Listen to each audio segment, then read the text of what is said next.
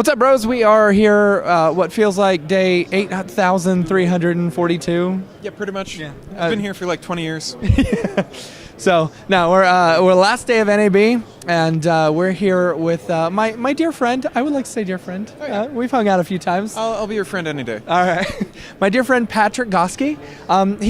So when you come out to NAB or you come out to an event done by Maxon, really Patrick is one of the men really involved in putting this whole thing together and getting it all equipped. And if it looks pretty, that's Patrick. If it looks terrible, That's Patrick. that's Matthias. We'll say that's Matthias. No, it's usually Patrick. Okay. Yeah. So, okay, so let's start off with tell me a little bit about like the events and like all the different stuff that you're putting together and how that all comes together and your part in it. I know that's a lot of questions. That is so much information. Pretty much, I guess like I'm more or less like a software evangelist when it comes to being around events.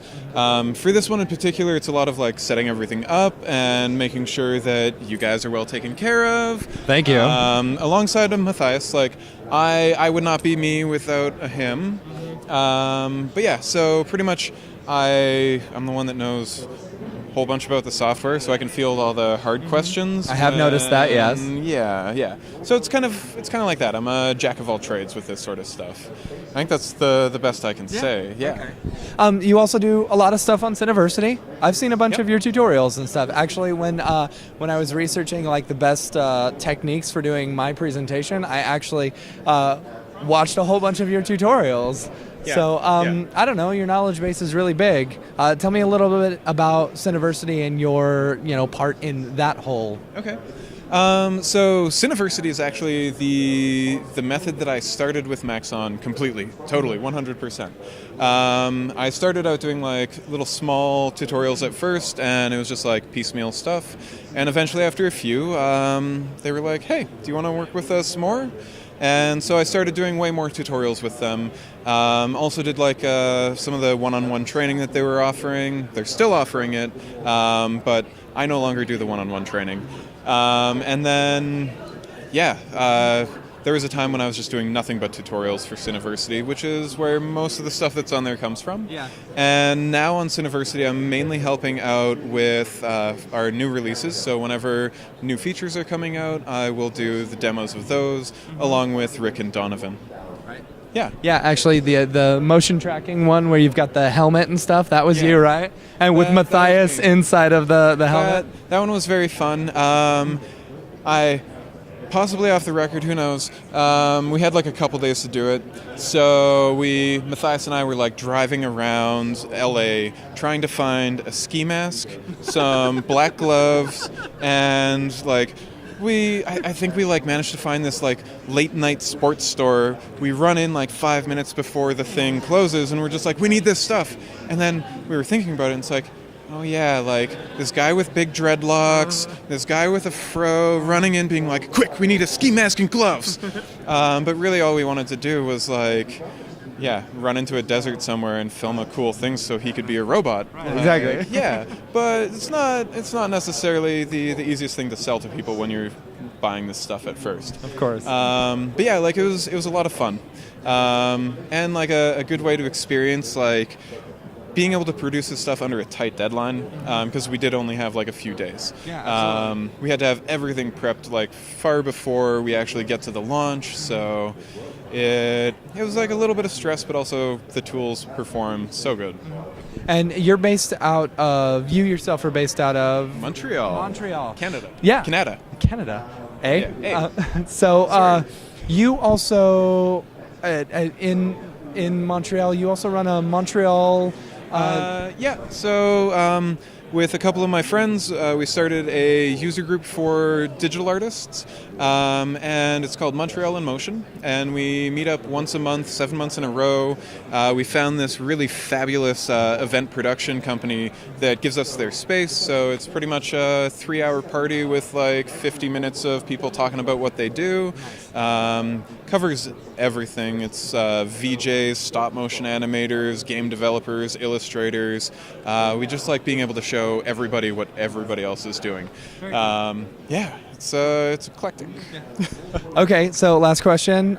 You, in my opinion, and I mentioned this in my talk, are one of the best sculptors I've ever seen. Oh, like, thank you create this absolutely beautiful sculpting stuff.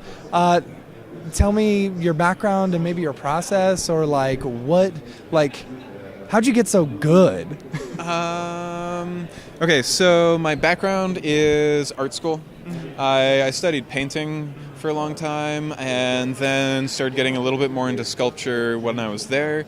Got out of art school, and I was like, man, what do you do with like a BFA? So then I started getting more heavily into the 3D stuff, and I actually used to use ZBrush quite a bit. And that's where I cut my teeth on sculpting, kind of getting used to those tools. And as soon as Maxon was like, hey, let's do sculpting, I was like, I'm going to use that. Because I already love cinema. My style evolved from going from more super highly detailed stuff to more of a fun, cartoony sort of thing.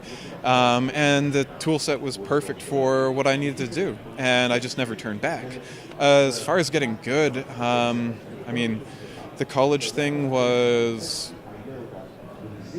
over 10 years ago, and even before that, I was always drawing, and even in high school I was already modeling. So it started with doing polygon modeling, and really, man, that stuff sucked so much. I'm pretty sure no matter what software you use, polygon modeling is a pain. It's just long and tedious, and you're just yeah, at that point, and then you do it all over again. With sculpting, just being able to have a tool set that allows you to change all of that stuff en masse, and then being able to use pressure sensitivity to get small changes. That sort of stuff was just it sped everything up for my process. As far as tips and tricks, if you are looking into doing sculpting, spend time looking at stuff in the real world. So often we look at something and we just see it and we're like, oh yeah, that's a TV, or that's a Coke can or something.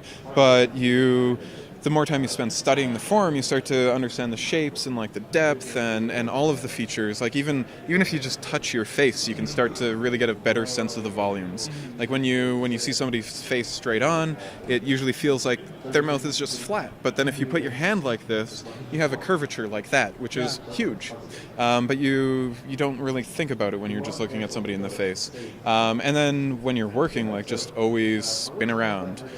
Always be moving the viewport, getting a different angle.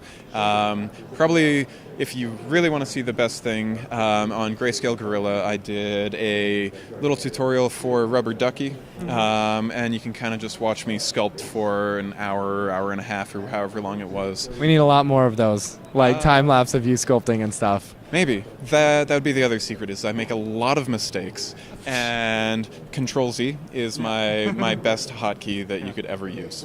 Okay. Awesome. Well, Patrick, thank you so much for being on here. Keep watching for more videos. Thank you, guys.